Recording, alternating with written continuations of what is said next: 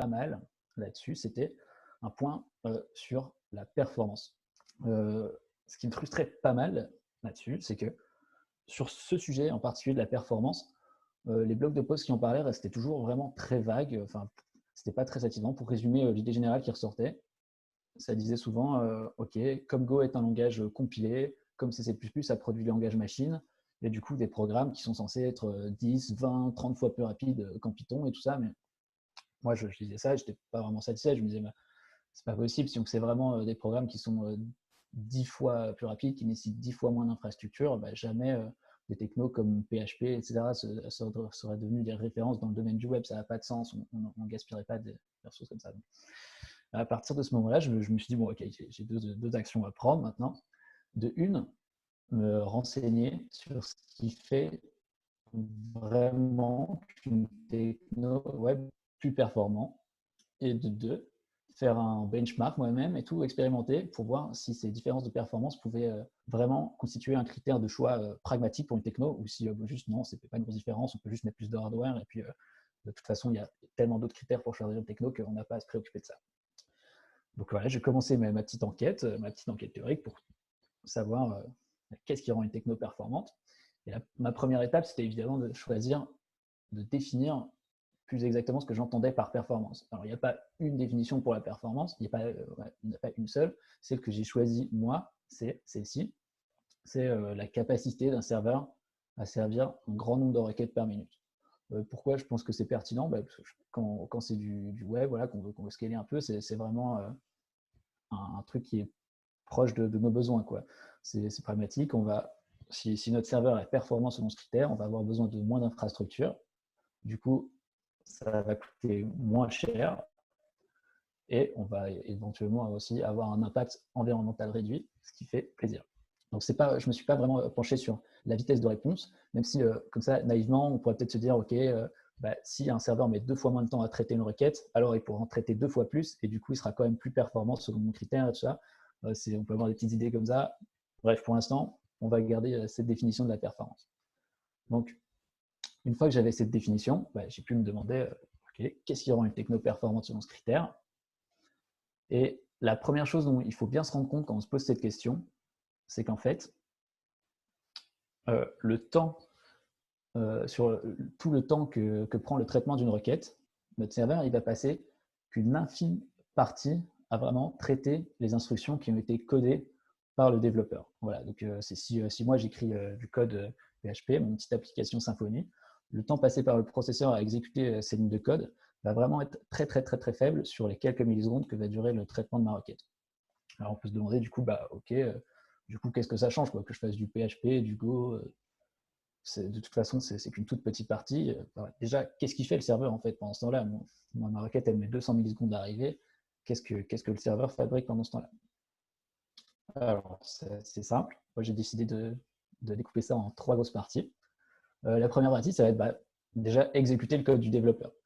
Pour donner un ordre de grandeur du temps que ça prend, voilà, sur les quelques millisecondes que va prendre le temps d'une requête, ça va être plutôt de l'ordre de grandeur de la microseconde, je pense. On a des processeurs cadencés à plusieurs milliards d'instructions par seconde. Voilà, on peut dire que le code du développeur, ça va être de l'ordre de grandeur de la millier d'instructions. Donc, on va être quelque chose de l'ordre de la microseconde. Il va faire autre chose, ça va être également faire du calcul lourd. Typiquement, hacher un mot de passe, par exemple, ça doit être par définition, pour que ce soit sûr, un calcul très lourd qui va prendre vraiment beaucoup d'instructions. Et là, on va être plutôt de l'ordre de la milliseconde. Ça va être quelque chose de vraiment très, très, très, très, très long à l'échelle du processeur. Et dernière chose, on va tout simplement attendre.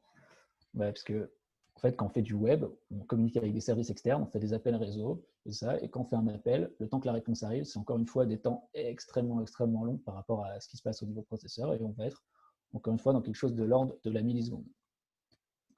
Alors, pour ce qui est du calcul lourd, là, notre techno ne va pas vraiment nous aider à faire une différence. En fait, pour reprendre l'exemple du hachage d'un mot de passe, si je hache un mot de passe en PHP, en fait, PHP va faire appel à une lib qui est déjà compilée en langage machine, super optimisé et tout. Donc, le fait que j'appelle ça depuis du Go ou depuis du PHP, ça va être plus ou moins le même truc qui tourne derrière. Ça va prendre le même temps, mon CPU va faire énormément d'instructions d'à peu près de la même façon. On ne va pas vraiment faire la différence là. là où on va plutôt faire une différence, c'est sur les temps d'attente. Ce qui peut paraître un peu contre-intuitif, puisque du coup, à ce moment-là, par définition, il n'y a pas vraiment de, on pourrait se dire, il n'y a pas vraiment de code qui s'exécute. Pourquoi est-ce que la techno pourrait faire une différence là? En fait, c'est parce que c'est pendant ces temps d'attente, pendant qu'on traite une connexion et on tombe sur un temps d'attente, c'est à ce moment-là qu'on va avoir l'opportunité de paralyser, de traiter plusieurs requêtes de manière concurrente. C'est ce que j'ai essayé un peu d'illustrer là avec ce schéma. On voit bien que, je ne sais pas si par exemple le traitement de la requête 1 va commencer par l'exécution de quelques instructions, puis, puis on fait un appel réseau, c'est-à-dire qu'on rentre dans une phase d'attente. Là, le processeur ne va plus rien avoir à faire pour la requête 1, il va pouvoir commencer à traiter la requête 2, puis la requête 3, etc., puis reprendre la requête 1 après, etc. Et ça, en fait, traiter plusieurs connexions de manière concurrente, ce n'est pas un problème facile. Et du coup, les différentes technos adoptent différentes stratégies pour résoudre ce problème. Alors, la stratégie un peu classique, historique, et qui est encore pas mal utilisée par PHP notamment, ça va être de se servir des threads offerts par le système d'exploitation. Alors,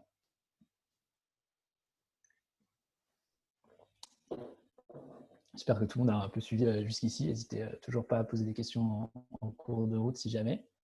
Et donc, PHP, pour résoudre ce problème, lui, il va utiliser les threads du système d'exploitation, c'est-à-dire qu'on va écrire du code PHP, et qu'on va faire une requête réseau par rapport, on va appeler Google. On va écrire notre code comme si, entre le moment où on appelle Google et le moment où il répond, il ne se passe absolument rien. On bloque sur la ligne de code, on a un code bloquant. Et une fois que la réponse arrive, on va pouvoir passer à la ligne suivante. Donc, ce n'est pas vraiment représentatif de ce qui se passe réellement. Là, comme j'ai dit tout à l'heure, là, c'est le système d'exploitation, notre petit Linux, qui, lui, va se charger de mettre chaque connexion, donc chaque traitement de requête dans un thread différent, et qui va, avec ses outils à lui, nous permettre de traiter plusieurs requêtes de manière concurrente en servant de ces temps d'attente. Le problème avec les threads du système d'exploitation, c'est qu'à la base, ce n'est pas vraiment fait uniquement pour traiter des requêtes web de manière concurrente. C'est fait pour faire tourner tout ce qu'il y a sur votre ordinateur en parallèle, avoir plusieurs applications ouvertes en même temps et tout. Donc, ça va avoir plusieurs inconvénients dans le cas qui nous intéresse. C'est de 1, créer un thread, c'est un coût mémoire élevé. Voilà. À partir du moment où on ajoute une connexion, il y a un overhead en mémoire qui n'est vraiment pas négligeable. À chaque fois que quelqu'un se connecte, qu'il y a une connexion concurrente qui est ouverte, on va consommer un peu plus de RAM, et même pas mal plus de RAM en fait. Il faut savoir aussi que le context switching, donc le fait de passer d'un thread à l'autre, de l'exécution d'un thread à l'autre, est un coût en temps assez coûteux aussi. Et enfin, le scheduler, donc l'algorithme, le programme qui est chargé de prendre la décision de passer d'un thread à l'autre, qui dit ok, maintenant je traitais la requête 1, maintenant je passe à la requête 2, maintenant je vais faire un peu autre chose sur l'ordinateur pour lui permettre de tourner, etc. C'est un algorithme qui n'est pas pensé uniquement pour le cas du serveur web, qui a d'autres contraintes. Nous, dans le cas du serveur web, concrètement, ce qu'on veut, c'est assez simple. C'est dès qu'on rentre dans une phase d'appel réseau, d'attente, on commence à traiter notre requête. Voilà, grosso modo, c'est ça, c'est un bon modèle mental. Mais l'OS, il va avoir d'autres contraintes. Par exemple, il veut être absolument sûr qu'il n'y ait pas un thread qui va monopoliser tout le CPU pendant un temps très long et empêcher tous les autres threads de s'exécuter, parce que ça va bloquer la machine, on ne va plus avoir d'interactivité et tout. Donc, c'est pas bon. Voilà, il a plein de petites contraintes comme ça qui vont lui rajouter des concepts switching un peu inutiles. Enfin, voilà, on ne sera pas toujours super optimisé. Du coup, pour traiter ce concurrent de connexion,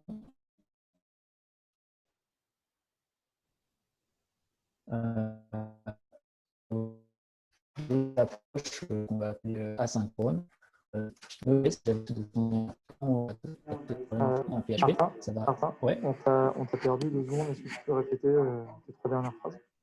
Ok.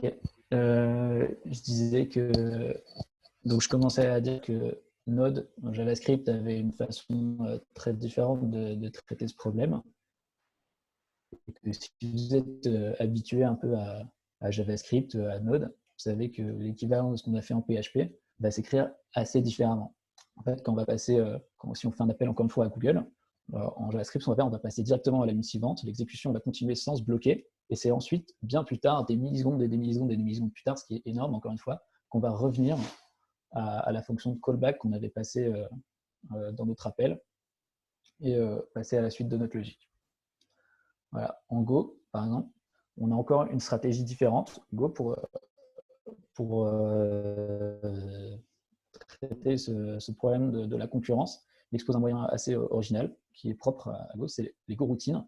Alors là, j'ai pas mis d'exemple, mais pour se donner une idée un peu simple, ça va marcher un peu comme les threads. On va écrire notre code comme si tout se passait de façon bloquante, sauf qu'à chaque fois qu'on va rajouter une connexion, on n'aura pas ce problème d'overhead supplémentaire au niveau mémoire. Les Go routines vont être beaucoup plus légères que des threads en mémoire. Et aussi, le scheduler va être un peu plus simple. Grosso modo, il va changer de Go routine quand on rentre dans des phases d'attente, plus quelques autres cas, mais qui sont peu nombreux. Typiquement, si on a une phase de garbage collection, tout ça, mais c'est des détails. Grosso modo, ça va être des threads beaucoup plus légers qui ne vont pas avoir tous ces désavantages. Donc, une fois que je savais ça, j'étais plutôt content. Je commençais à comprendre pourquoi choisir une techno plutôt qu'une autre, ça pouvait avoir une différence sur le nombre de requêtes qui est capable de supporter le serveur. Mais ce que je ne savais toujours pas, c'est si en pratique, ces différences pouvaient réellement se mesurer. Et si ça, du coup, si on en avait quelque chose à faire quand on choisit une techno, est-ce que ça peut vraiment constituer un critère de choix pragmatique ou pas? Pour répondre à cette question, je te disais du coup de faire un benchmark moi-même à la main. Du coup, je me suis fait une petite instance EC2 sur AWS, une petite EC2 micro sur laquelle j'ai mis du PHP, du Node, du Go. Et pour chaque techno, du coup, j'ai créé 3 routes différentes. Donc la première route, ça va être une route telle que quand on tape dessus, notre serveur va hacher un mot de passe et ensuite nous renvoyer OK. Donc si vous vous rappelez bien, ça c'est une route qui va demander du calcul lourd à notre serveur. Deuxième route, une appel où au contraire, on n'aura pas du calcul lourd, on aura énormément de phases d'attente puisqu'on va faire 5 calls API entre l'Ohio et Sydney, je crois, donc vraiment des choses très très très très longues à l'échelle du processeur. Ça prend quasiment, chaque call API prend peut-être plus de 200 millisecondes, on en fait 5 d'affilée, donc ça va être une requête très longue, mais avec énormément d'attente et très peu de travail du processeur. Et enfin, la route 3, qui fait un peu un mélange des deux, c'est-à-dire un hachage et ensuite un call API avant de nous retourner OK.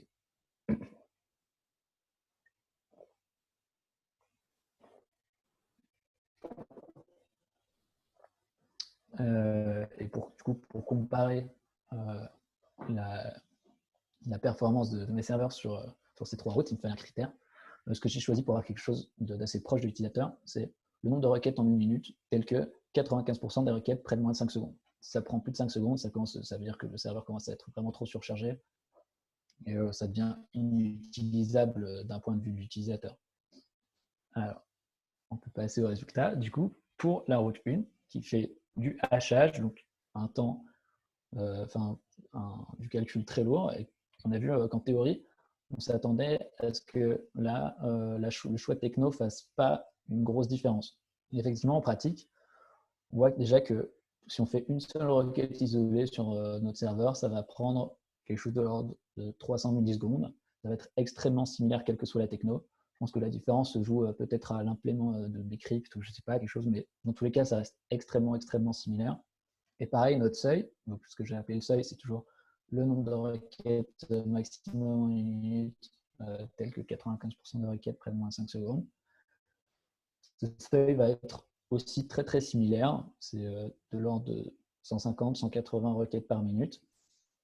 Et ce qui est cool là, c'est que ce nombre, en fait, on pouvait totalement l'anticiper en faisant 60 secondes divisé par le temps pour une requête, divisé par c'est rassurant parce qu'en fait, on voit que effectivement, la meilleure stratégie que le serveur pouvait avoir là, c'est qu'il reçoit sa première requête, il consacre 100% de son CPU pendant 300 millisecondes à traiter cette requête, il la renvoie, puis passe à la deuxième, etc., etc., etc., sans faire vraiment de concurrence. Voilà, la problématique dont on a parlé tout à l'heure se pose pas vraiment.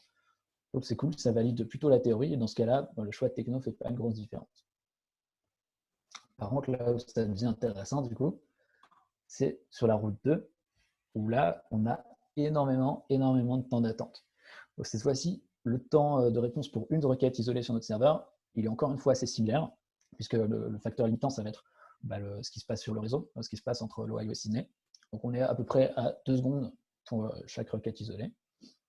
Par contre, là, évidemment, où il y a une énorme différence, c'est la façon dont les technos vont traiter la concurrence de toutes les requêtes qu'on va leur balancer. Et PHP, là, lui, va être capable de traiter environ 2000 requêtes par minute, alors que Node, j'ai réussi à le faire grimper à 5000 requêtes par minute, et Go à plus de 10 000. Donc, ça confirme un peu bien ce qu'on pensait en théorie, c'est-à-dire à partir du moment où il y a beaucoup d'input, d'output, beaucoup d'attentes, beaucoup de concurrence entre les requêtes, et bien là, le choix de stratégie pour traiter cette concurrence va vraiment être déterminant. Ce qui confirme aussi pas mal la théorie, c'est que pendant que traitaient leurs requêtes, j'ai jeté un coup d'œil à la RAM. Et donc sur le giga de mon serveur, une CD2 micro, ça a 1 giga de mémoire. PHP, lui, il en utilisait 900 au seuil. Ça veut dire que pour traiter plus de ça, j'avais besoin de faire un peu de travail en RAM. J'aurais peut-être eu des problèmes assez vite. Alors que Node et Go, pour traiter leurs 5000 et 10 000, il restait aux environs de 200 mégas, c'est-à-dire qu'il n'y avait pas de problème particulier de mémoire. Voilà pour les 2 premiers cas. Et maintenant, notre route 3, si vous vous rappelez bien, c'est un mix des deux. C'est un hachage et un appel API.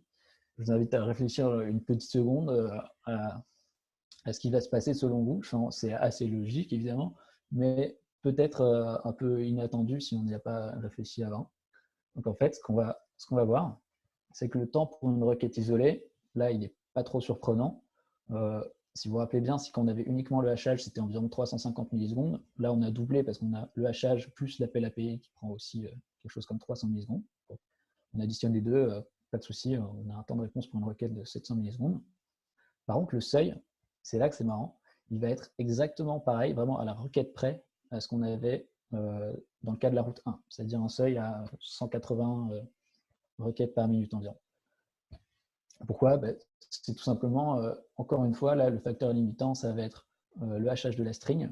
Et ce n'est pas parce qu'on rajoute juste un petit appel API qui consomme vraiment rien niveau CPU que ça va faire bouger la performance de notre serveur. Donc voilà pour ces 3 petits exemples qui sont évidemment des exemples assez extrême, pas vraiment représentatif d'une application réelle. On a vraiment des cas extrêmes, mais ça permet un peu des tendances et je pense du coup de dégager des petites idées, des petites conclusions sur dans quel cas le choix d'une techno peut pertinent, quoi.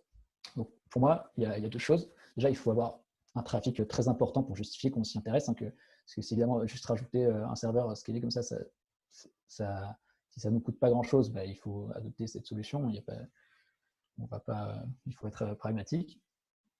Et il faut aussi que notre serveur fasse énormément d'input-output, énormément d'attentes en comparaison à sa charge de travail de calcul lourd. Parce qu'on voit que dès que notre serveur fait du calcul lourd, du traitement d'image, je sais pas, par exemple, du hachage, des choses comme ça, là, le facteur limitant, ça ne va pas être du tout la façon dont j'ai écrit mes routes, que ce soit en Go, en PHP ou quoi. Ça va être la partie qui fait le calcul lourd. Ça va être vraiment ça, notre facteur limitant. Et là, vraiment, on peut écrire notre serveur dans ce qu'on veut.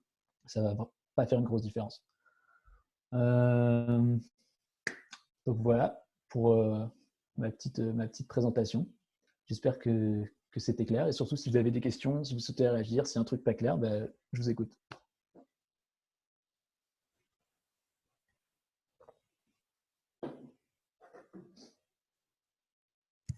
Yes, moi j'ai une question. Comment tu t'y es pris en fait pour faire ces mesures? Tu avais un petit script à développer, tu as utilisé un outil ou pas? Ok, ouais, c'est intéressant, effectivement. Du coup, j'avais mes serveurs sur AWS, c'était des EC2, et pour faire monter la charge dessus, j'ai utilisé un SaaS, un truc qui s'appelle loader.io, qui permet de mettre des charges un peu variables et qui me donne pas mal d'infos sur ce qui se passe. Pourquoi j'ai utilisé un SaaS. Ok, cool.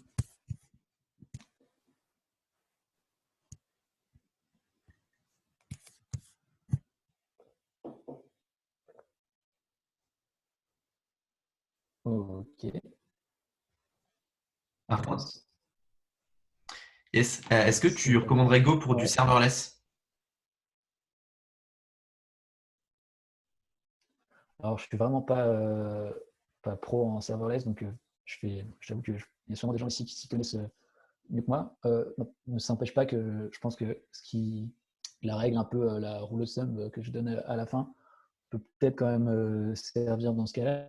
Je vois pas trop pourquoi ça serait pas le cas. C'est-à-dire si ta lambda ou je sais pas quoi fait du calcul, si tu as une lambda, je sais pas, pour resizer une image par exemple, bah, ton facteur limitant, ça va être parce que le programme qui resize son image parce qu'il va faire énormément de calculs.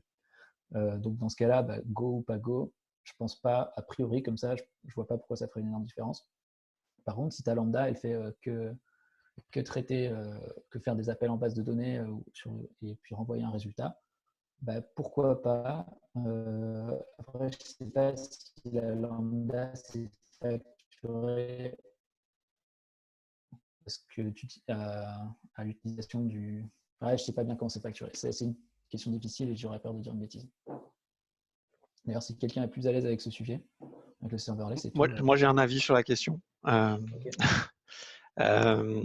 Je pense qu'un des intérêts complémentaires de Go, au-delà des Go routines et du fait qu'il est nativement performant, c'est qu'en fait, il est plus léger et tu vas pas avoir un framework, tu vas essayer d'importer un minimum de librairies.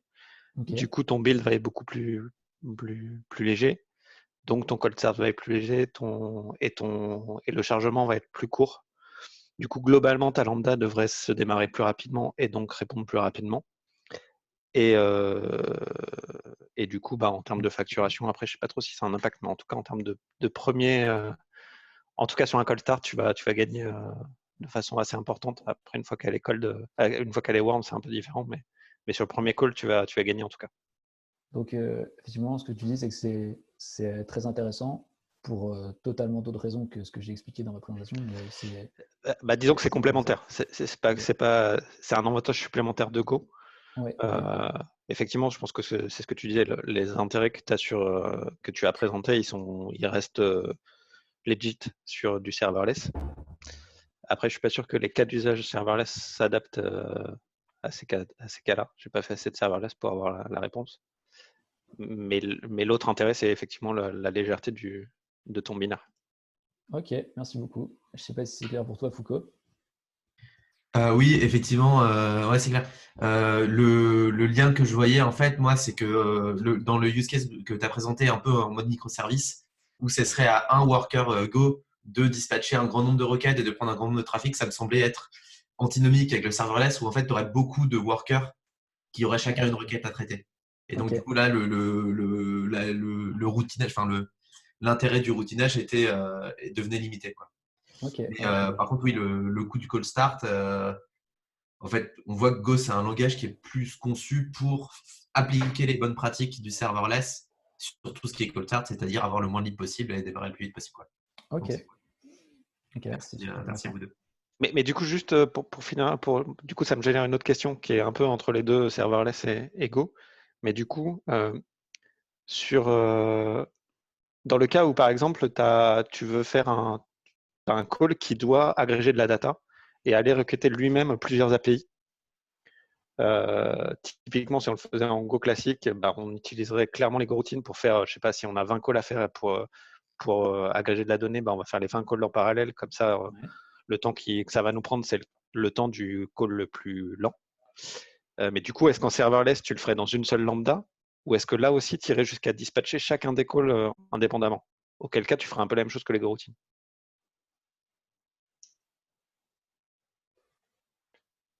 Et du coup, la question, Je ne savais pas si c'était une question pour Foucault ou pour moi, pardon. c'est celui qui a la réponse. Peut-être que Foucault a peut-être plus d'insight là-dessus. Ouais, moi, j'avoue qu'en serverless, je suis pas pro. Spontanément, j'aurais envie de dire autant tout faire au même endroit, mais j'avoue que c'est pas mon domaine d'expertise.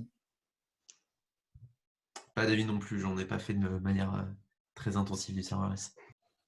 En tout cas, ça me paraît très overkill de démarrer d'autres lambda et tout juste pour faire des appels, alors que Go fait déjà ça très bien.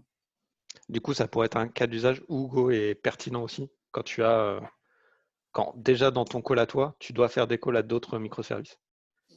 Et c'est pour parler du Bon Coin, c'était exactement, enfin c'est comme ça qu'ils faisaient en gros. Ils faisaient un maximum de microservices et du coup ils s'appelaient les uns les autres beaucoup et du coup c'est pour ça qu'ils devaient avoir des microservices qui devaient être indépendamment très performants. Ok, c'est clair.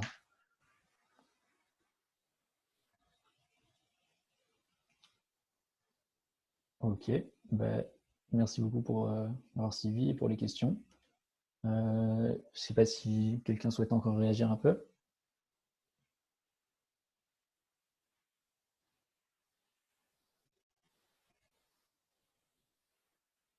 Non. Ben, bon, je pense que je vais laisser Hugo faire ça. Hugo. Yes, écoute, Hugo. merci Martin. Ouais. Merci Martin. Merci, Martin. Si c'est good pour tout le monde, je vous annonce la formation de la semaine prochaine. Ce sera Rémi et Yann qui nous parleront du debugging. Ce sera sur un format un peu différent. Il y aura un petit exercice pratique à la fin. Et voilà, je vous donnerai toutes les informations sur la page Facebook de Théodo. Bonne semaine à tous. Ciao. Ciao. Au revoir tout le monde. Ciao. Bonne semaine. Ciao.